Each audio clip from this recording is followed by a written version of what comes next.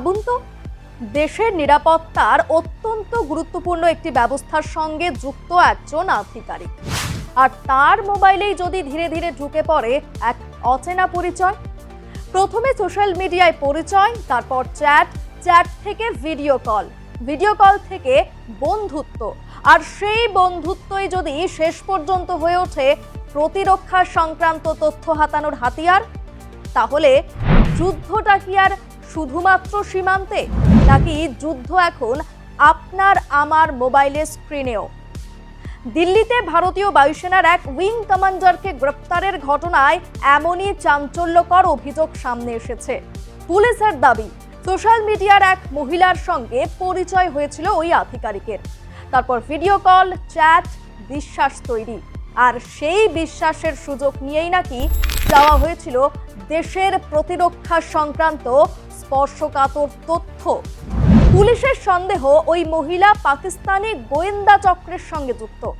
তাহলে প্রশ্ন একটাই, একজন বায়ুসেনা আধিকারিককে কি প্রেমের ফাঁদে ফেলে দেশের গোপন তথ্য হাতিয়ে নেওয়ার চেষ্টা হয়েছিল? এই ভিডিওতে পুরো ঘটনাটা ধাপে ধাপে তুলে ধরবো আপনাদের সামনে। আপনার পুজো পৌঁছে যাক বিশ্বের দরবারে।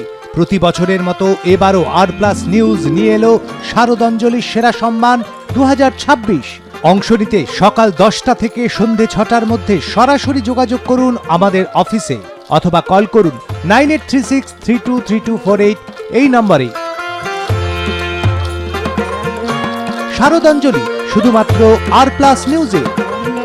এ যেন বলিউড সিনেমার গল্পকেও হার মানাবে। শুরুতেই আপনাদের জানাই এই গল্পের সূত্রপাত কোথায়। আপনি ভাবুন, একজন বায়ুসেনা আধিকারিক দায়িত্বশীল পদে রয়েছেন, দেশের নিরাপত্তার সঙ্গে সরাসরি যুক্ত, কিন্তু ব্যক্তিগত জীবনে একটা কঠিন সময়ের মধ্যে দিয়ে যাচ্ছিলেন বলেই দাবি করছেন তদন্তকারীরা। আর ঠিক সেই সময় সোশ্যাল মিডিয়ায় এক মহিলার সঙ্গে পরিচয়। প্রথমে সাধারণ কথাবার্তা, তারপর নিয়মিত চ্যাট থেকে ভিডিও কল, অর্থাৎ কয়েকদিনের মধ্যে অচেনা একজন মানুষ হয়ে উঠলেন বিশ্বাসের জায়গা, ভরসার জায়গা। কিন্তু এখানেই কি আসল ফাঁদ? পুলিশের দাবি, ধীরে ধীরে ওই মহিলা বায়ুসেনা আধিকারিকের কাছে বাহিনী সংক্রান্ত তথ্য জানতে শুরু করেন।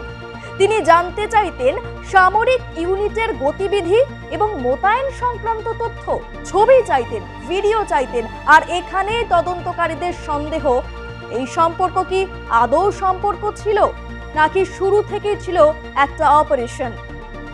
এবার সবচেয়ে গুরুত্বপূর্ণ প্রশ্ন, ঠিক কি তথ্য গিয়েছিল ওই মহিলার হাতে? এখনো তদন্তকারীরা তার সম্পূর্ণ উত্তর প্রকাশ্যে আনেননি, আর সেটাই স্বাভাবিক, কারণ বিষয়টি দেশের প্রতিরক্ষা ব্যবস্থার সঙ্গে জড়িত। তবে পুলিশের দাবি, সামরিক ইউনিটের মুভমেন্ট এবং ডিপ্লয়মেন্ট সংক্রান্ত তথ্য, ছবি, ভিডিও এবং কিছু গুরুত্বপূর্ণ ডকুমেন্ট ডিজিটাল মাধ্যমে পাঠানো হয়েছিল বলে অভিযোগ। অর্থাৎ বিষয়টা কিন্তু শুধুমাত্র ব্যক্তিগত ছবি বা সাধারণ তথ্যের মধ্যে আটকে ছিল না। অভিযোগ উঠছে তথ্যের পরিধি পৌঁছেছিল সামরিক কার্যকলাপ পর্যন্ত। কি কি তথ্য গিয়েছে, কার কাছে গিয়েছে, কতদিন ধরে চলছে এই চক্র, আর এই তথ্য যদি সত্যি বিদেশি হ্যান্ডলারের হাতে গিয়ে থাকে, তাহলে তার গুরুত্ব কতটা? ওই তথ্যের বিনিময়ে কি কিছু দেওয়া হয়েছিল, নাকি পুরো ঘটনাটাই ছিল সাইকোলজিক্যাল ম্যানিপুলেশন? এই প্রশ্নগুলোর উত্তর এখনো তদন্তাধীন। এখানেই আসছে হানি ট্র্যাপ শব্দটা। হানি ট্র্যাপ, এই কথাটা কিন্তু আমরা অনেকবার শুনেছি। বাস্তবের অর্থ কি বলুন তো? সহজ ভাষায় বললে, কোনো ব্যক্তির ব্যক্তিগত দুর্বলতা, আবেগ, সম্পর্ক বা আকর্ষণকে কাজে লাগিয়ে তাকে এমন অবস্থায় নিয়ে যাওয়া যেখানে তার কাছ থেকে গোপন তথ্য বা অন্য কোনো সুবিধা আদায় করা যায়। এই ঘটনাতেও পুলিশের অভিযোগ অনেকটা তেমনই। প্রথমে পরিচয়, তারপর বিশ্বাস, তারপর ব্যক্তিগত ঘনিষ্ঠতা, তারপর প্রশ্ন, একটু ছবি পাঠাবেন, এই জায়গায় কি হচ্ছে, এই ইউনিট কোথায় যাচ্ছে। আর একজন মানুষ যখন বুঝতেই পারছেন না যে কথোপকথনের ওপারে থাকা ব্যক্তি আসলে কে, তখন তথ্য বের করে নেওয়া অনেকটাই সহজ হয়ে যায়। পুলিশের দাবি এই কৌশলই ব্যবহার করা হয়েছিল।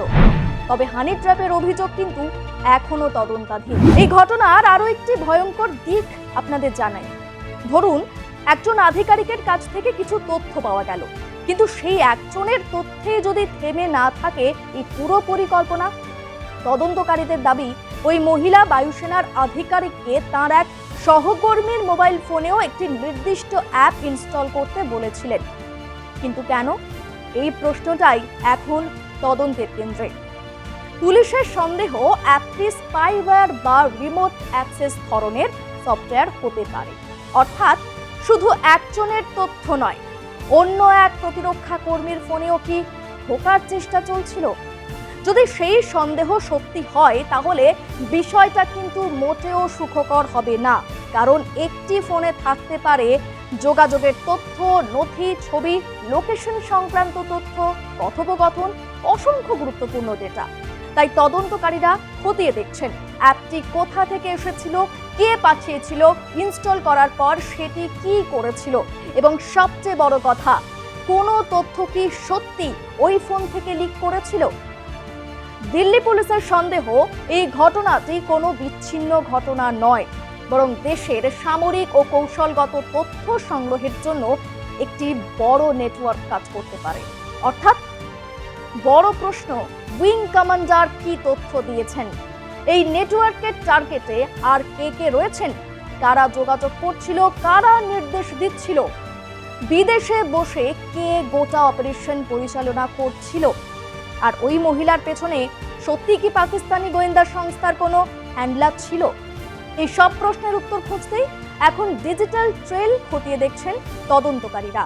কি রে, তোর বেশ র্যাশ হয়েছে দেখছি। হ্যাঁ রে, কি করবো বলতো, র্যাশগুলো কিছুতেই কমছে না।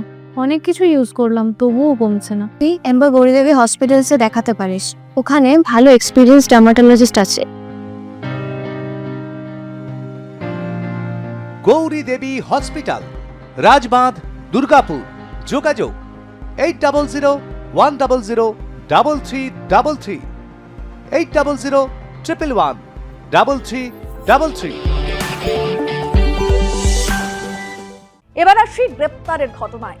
পুলিশের দাবি ভারতীয় বায়ুসেনার ইন্টেলিজেন্স উইং এর কাছ থেকে পাওয়া নির্দিষ্ট তথ্যের ভিত্তিতে দিল্লি পুলিশ তদন্ত শুরু করে। এরপর নজরদারি, ডিজিটাল যোগাযোগ খতিয়ে দেখা, আর শেষ পর্যন্ত 31শে মে রাতে উইং কমান্ডারকে গ্রেপ্তার করা হয়।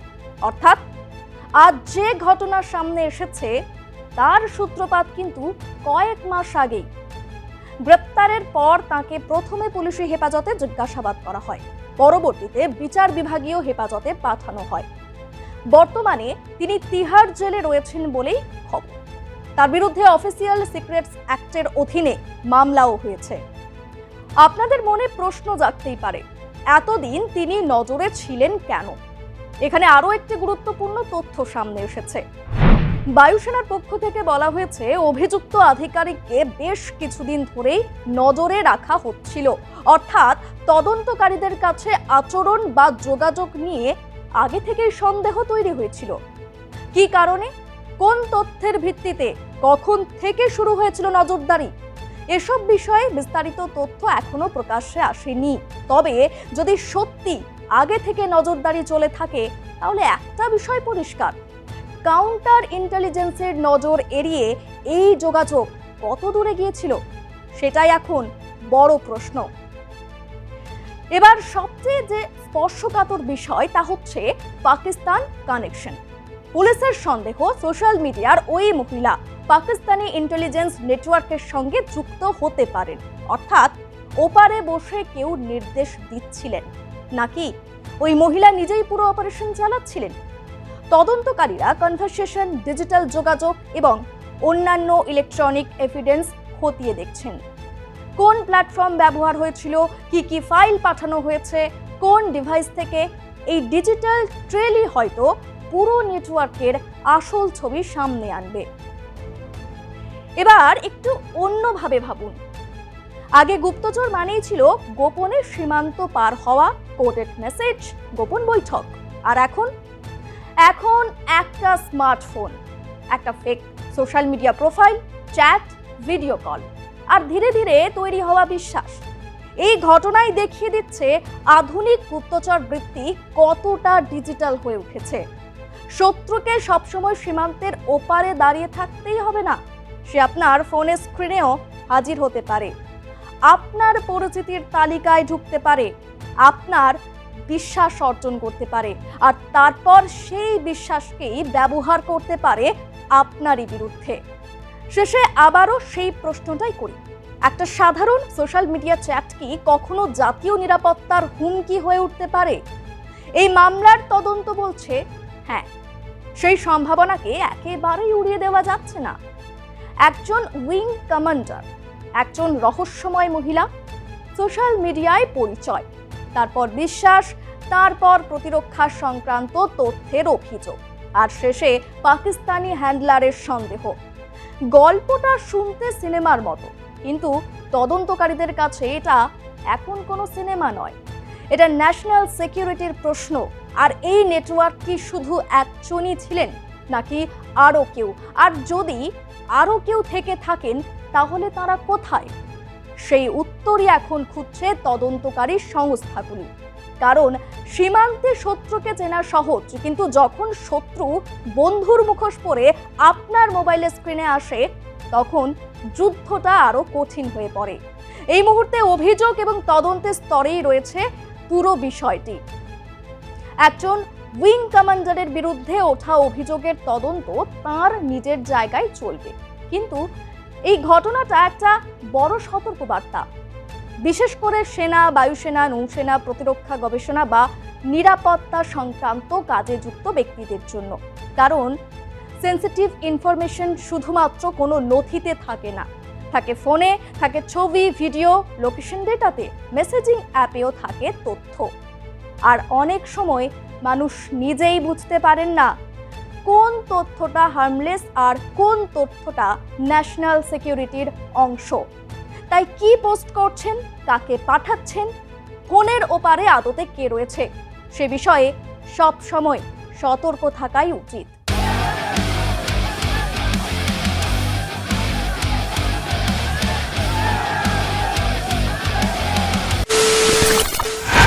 খবরের নামে প্রতিদিন সন্ধে আপনার ড্রয়িং রুমে কি শুধুই চিৎকার চেঁচামেচি হয়ে আসে? বিতর্কের নামে চলে গালাগালি আর কাদা ছোড়াছুড়ি। এবার সময় পরিবর্তনের, কারণ আমরা কান ফাটানো চিৎকারে বিশ্বাস করি না, আমরা বিশ্বাস করি খবরের সত্যতায়।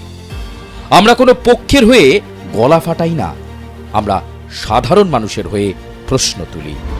চিৎকার নয়, শুধু খবর হবে যেখানে বিতর্ক আছে কিন্তু কুৎসিত ঝগড়া নেই। সঠিক তথ্য, বিশ্বস্ত খবর। নজর রাখুন আর প্লাস নিউজে।